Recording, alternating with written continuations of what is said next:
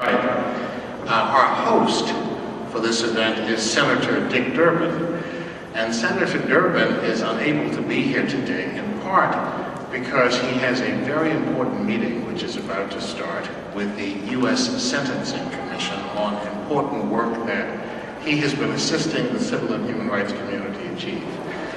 We are pleased to have him represented by his Chief Counsel and Staff Director for the Senate Judiciary Committee's Subcommittee on the Constitution, Civil Rights, and Human Rights. Joseph allows the Senator to continue his very important work on civil and human rights. Many of you know that just a couple of days ago, the Senator hosted the first ever hearing on Muslim civil rights ever held in the Senate of the United States. It was an extraordinarily important hearing. It was triggered in part by a hearing hosted by the subcommittee on the House Subcommittee on the Homeland Security Committee, which is chaired by Peter King, which looked at the issue of civil rights for Muslim Americans in an incredibly negative way, at least that's my personal view. And Senator Durbin wanted to counterbalance that. Joe was the counsel and staff director who helped pull that together. But that's really just a small tip of the work that they've done.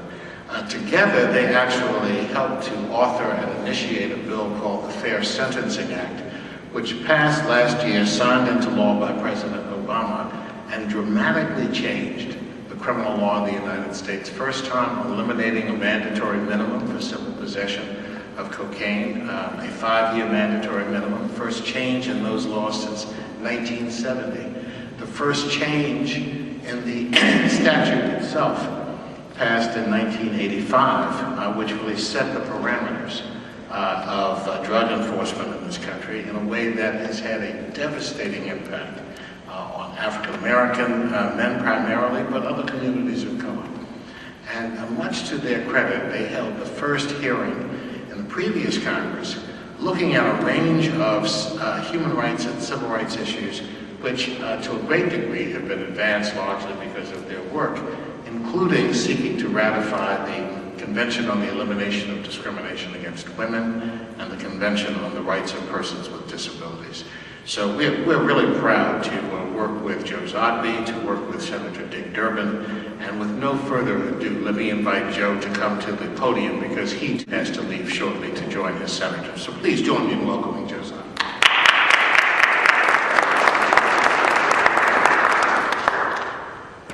Good afternoon, everyone, and Wade, thank you very much for the generous remarks. Wade doesn't give himself enough credit for the influence that he has had on the work of not just our subcommittee and Senator Durbin, but really the entire Senate and House of Representatives, whether it's issues of human rights, women's rights like CEDAW, racial disparities in the law like the Fair Sentencing Act. Wade has been intimately involved at every step of the process, and leading the leadership conference has brought so much support, helped to stiffen the backbone, if you will, of members of Congress as they try to take on these difficult issues. So thank you, Wade, for your leadership and everything that you have done. I work for Senator Durbin. The last 4 years, he has been the chairman of the Human Rights and the Law Subcommittee, which has been based out of the Senate Judiciary Committee, which I think sometimes surprises people. People tend to sometimes think of human rights as strictly a foreign policy issue. Senator Durbin sees it a little differently. He thinks about, of course, the human rights record of countries around the world, but also America's responsibility when it comes to human rights issues.